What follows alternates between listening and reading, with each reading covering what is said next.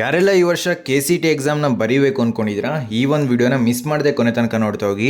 ಯಾಕೆಂತ ಹೇಳಿದ್ರೆ ನಿಮ್ಮ KCT ಎಕ್ಸಾಮು ತುಂಬ ಅಂದರೆ ತುಂಬ ಇಂಪಾರ್ಟೆಂಟು. ಇದು ನಿಮ್ಮ ನೆಕ್ಸ್ಟು 4 ಇಯರ್ಸ್ ಅಲ್ಲ, ನಿಮ್ಮ ಕೆರಿಯರ್ನ ಇದು ಡಿಸೈಡ್ ಮಾಡುತ್ತೆ. ಆದ್ದರಿಂದ ಫುಲ್ಲು ಸೀರಿಯಸ್ ಆಗಿ ಈಗಲಿಂದನೇ ನಿಮ್ಗೆ ಇನ್ನೂ ಟೈಮ್ ಇದೆ. ಸೊ ನಿಮಗೆ ಬೋರ್ಡ್ ಎಕ್ಸಾಮ್ ಚೆನ್ನಾಗಾಗಿಲ್ವಾ, ಇನ್ನೂ ಏನು ತಲೆಕೆಡಿಸ್ಕೊಳ್ಳೋಕೆ ಹೋಗ್ಬೇಡಿ. ನಿಮಗೆ ಎಕ್ಸಾಮ್ 2 ಇದೆ, ಬಟ್ ನಿಮ್ಮ KCT ಎಕ್ಸಾಮ್ ನಿಮಗೆ ಇರೋದು ಒಂದೇ ಚಾನ್ಸು. ಸೊ ಆದ್ದರಿಂದ ಈ ಒಂದು ವಿಡಿಯೋದಲ್ಲಿ ನಾನು ನೀವು ಯಾವ ರೀತಿ ಸ್ಟಡಿ ಮಾಡಬೇಕು ಮತ್ತು ನಿಮ್ಮ ಸೀನಿಯರ್ಸ್ದು, ಸೊ ಲಾಸ್ಟ್ ಇಯರು ಎಷ್ಟು ಕಟ್ ಆಫ್ ಇತ್ತು, ನಿಮ್ಮ PU ಮಾರ್ಕ್ಸ್ ಎಷ್ಟಿದ್ರೆ ಮತ್ತು ನಿಮ್ಮ KCT ಮಾರ್ಕ್ಸ್ ಎರಡೂ ಕಂಪೇರ್ ಮಾಡಿ ನಿಮಗೆ ಒಂದು ರ್ಯಾಂಕ್ನ ಕೊಡ್ತಾರೆ. ಸೊ ನಿಮ್ಮ PU ಮಾರ್ಕ್ಸ್ ಎಷ್ಟಿದ್ರೆ ಎಷ್ಟು ರ್ಯಾಂಕ್ ಬರ್ಬೋದು. ಸೊ ನೀವು ಈಗಲೇ ಪ್ಲ್ಯಾನ್ ಮಾಡಿಕೊಂಡು ನಿಮ್ಮ KCT ಪ್ರಿಪ್ರೇಷನ್ನ ಇನ್ನೂ ಸ್ಟಾರ್ಟ್ ಮಾಡಿಲ್ಲ ಅಂದರೆ ಸ್ಟಾರ್ಟ್ ಮಾಡ್ಬೋದು.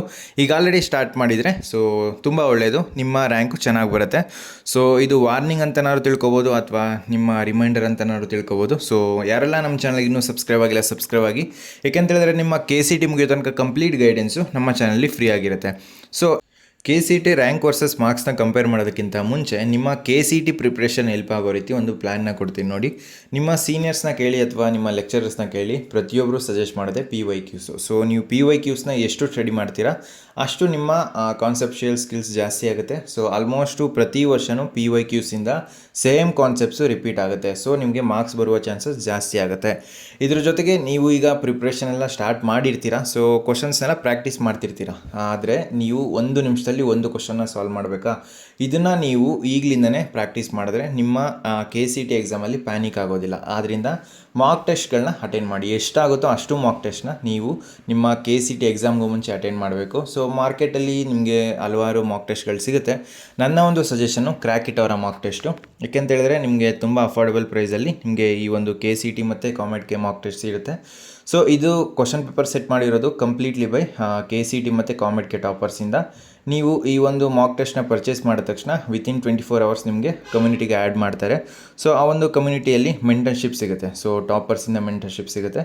ತುಂಬ ಅಫೋರ್ಡಬಲ್ ಪ್ರೈಸಲ್ಲಿದೆ. ಹೋಗಿ ಒಂದ್ಸಲ ಚೆಕ್ಔಟ್ ಮಾಡಿ. ನಿಮ್ಮ KCT ಕ್ರ್ಯಾಕಿಂಗ್ ಚಾನ್ಸಸ್ನ ಜಾಸ್ತಿ ಮಾಡ್ಕೊಳ್ಳಿ. ನೆಕ್ಸ್ಟ್ ನಿಮ್ಮ KCT ರ್ಯಾಂಕ್ ವರ್ಸಸ್ ಮಾರ್ಕ್ಸ್ನ ಕಂಪೇರ್ ಮಾಡ್ತಾ ಹೋಗೋದಾ. ಇದು ನಿಮ್ಮ ಸೀನಿಯರ್ಸ್ದು. ಈ ಒಂದು ಸ್ಟೂಡೆಂಟು PUCಯಲ್ಲಿ ಟೋಟಲ್ ಆಗಿ 289 ಮಾರ್ಕ್ಸ್ ಸ್ಕೋರ್ ಮಾಡಿದ್ದಾರೆ. ನೆಕ್ಸ್ಟು CETಯಲ್ಲಿ 93 ಮಾರ್ಕ್ಸು. ಸೊ 3 ಸಬ್ಜೆಕ್ಟ್ಸಿಂದ ಇವ್ರಿಗೆ ಬಂದಿರೋ ರ್ಯಾಂಕು 20,000, ಆಲ್ಮೋಸ್ಟ್ 19,505 ಇದೆ. ಸೊ 20,000 ಅಂತ ಅಂದ್ಕೊಳ್ಳಿ. ಇವರೇನಾದರೂ ಈಗ ಇದ್ರ ಯಾವುದರಲ್ಲಿ ಮ್ಯಾಥ್ಸಲ್ಲಿ 23 ಬಂದಿದೆ, ಯಾವುದರಲ್ಲಿ CET ಎಕ್ಸಾಮಲ್ಲಿ. ಇದೇ ರೀತಿ 35 ಮ್ಯಾಥ್ಸಲ್ಲೂ ಬಂದಿದ್ದರೆ ಇವರ ರ್ಯಾಂಕು ಬಿಲೋ 10,000 ಆರಾಮಾಗಿ ಬರ್ತಿತ್ತು. ಸೊ ಇವರು ಮ್ಯಾಥ್ಸ್ನ ನೆಗ್ಲೆಕ್ಟ್ ಮಾಡಿದಾರೋ ಅಥವಾ ಎಲ್ಲಿ ಮಿಸ್ಟೇಕ್ ಆಗಿದೆಯೋ ಗೊತ್ತಿಲ್ಲ. ಸೊ ಇದರಿಂದ ಇವರ ರ್ಯಾಂಕು 20,000 ಹತ್ತಿರ ಬಂದಿದೆ.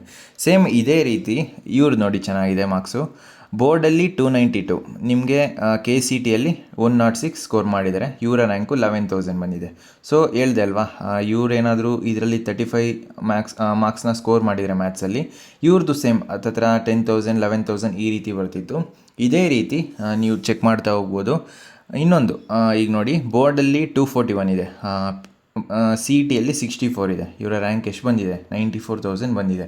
ಸೊ ಈ ರೀತಿ ಜಾಸ್ತಿ ರ್ಯಾಂಕು ವೇರಿಯೇಷನ್ ಯಾವಾಗ ಆಗೋದು ಅಂತ ಹೇಳಿದ್ರೆ ನಿಮ್ಮ PUC ಮಾರ್ಕ್ಸ್ ಅಥವಾ ಬೋರ್ಡ್ ಮಾರ್ಕ್ಸ್ ಎರಡರಲ್ಲಿ ಯಾವ್ದಾದ್ರು ಕಮ್ಮಿ ಇದ್ದಾಗ.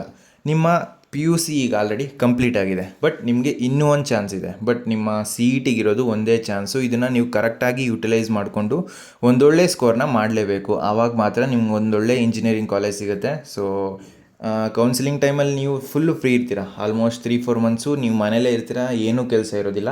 ಆ ಟೈಮಲ್ಲಿ ನೀವು ಏನು ಎಂಜಾಯ್ ಮಾಡಬೇಕೋ ಮಾಡ್ಕೊಳ್ಳಿ. ಬಟ್ ಈ ಒಂದು ಸ್ಟಡಿ ಟೈಮಲ್ಲಿ ಇದು ನಿಮಗೆ ಕ್ರೂಷಿಯಲ್ ಟೈಮು. ಆ ಟೈಮಲ್ಲಿ ನಿಮ್ಮ ಫ್ರೆಂಡ್ಸ್ ಎಲ್ಲ ಚೆನ್ನಾಗಿರೋ ಕಾಲೇಜ್ಗೆ ಜಾಯ್ನ್ ಆಗ್ತಿರ್ತಾರೆ, ಬಟ್ ನಿಮಗೆ ಬೇಕಾಗಿರೋ ಕಾಲೇಜ್ ಸಿಗೋಲ್ಲ. ಈಗ ನೀವು ಎಲ್ಲೋ ಬ್ಯಾಂಗ್ಳೂರಲ್ಲಿ ಇರ್ತೀರ, ಬಟ್ ನಿಮಗೆ ಬ್ಯಾಂಗ್ಳೂರು ಕಾಲೇಜ್ ಸಿಗ್ತಾ ಇರಲ್ಲ. ಮೈಸೂರು, ಮಂಡ್ಯ ಈ ರೀತಿ ಬೇರೆ ಡಿಸ್ಟಿಕ್ ಹೋಗಬೇಕಾಗಿರುತ್ತೆ. ಸೊ ಅದನ್ನೆಲ್ಲ ನೀವು ಅವಾಯ್ಡ್ ಮಾಡಬೇಕು ಅಂತ ಹೇಳಿದ್ರೆ ಈಗಲಿಂದನೇ ಸ್ಟಡಿ ಮಾಡಿ. ಇನ್ನೂ ಕೂಡ ಟೈಮ್ ಇದೆ. PYQs ಮೇಲೆ ಫೋಕಸ್ ಮಾಡಿ ಮತ್ತು ಆದಷ್ಟು ಮಾಕ್ ಟೆಸ್ಟ್ನ ಅಟೆಂಡ್ ಮಾಡಿ. ನಿಮಗೆ ಯಾವ ಕಾನ್ಸೆಪ್ಟ್ಸ್ ಮೇಲೆ ಕ್ವಶನ್ಸ್ ಕೇಳ್ಬೋದು, ಯಾವ ರೀತಿ ಇರ್ಬೋದು ಕ್ವಶನ್ ಪೇಪರು ಅಂತ ಒಂದು ಐಡಿಯಾ ಬರುತ್ತೆ. ಲಿಂಕು ಡಿಸ್ಕ್ರಿಪ್ಷನಲ್ಲಿ ಕೊಟ್ಟಿರ್ತೀನಿ, ಹೋಗಿ ಪರ್ಚೇಸ್ ಮಾಡಿ. ಸೊ ಫ್ರೆಂಡ್ಸ್, ಈ ವಿಡಿಯೋ ನಿಮ್ಗೆ ಇಷ್ಟವಾಗಿತ್ತು ಅಂದರೆ ಲೈಕ್ ಮಾಡಿ, ಕಮೆಂಟ್ ಮಾಡಿ ಮತ್ತು ನಿಮ್ಮ ಫ್ರೆಂಡ್ಸ್ಗೆಲ್ಲ ಈ ವಿಡಿಯೋನ ಶೇರ್ ಮಾಡಿ. ಈ ಒಂದು PDF ಬೇಕು ಅಂತ ಹೇಳಿದ್ರೆ ನಮ್ಮ ವಾಟ್ಸಪ್ ಚಾನಲ್ಗೆ ಜಾಯ್ನ್ ಆಗಿ, ಅಲ್ಲಿ ನಾನು ಅಪ್ಲೋಡ್ ಮಾಡಿರ್ತೀನಿ.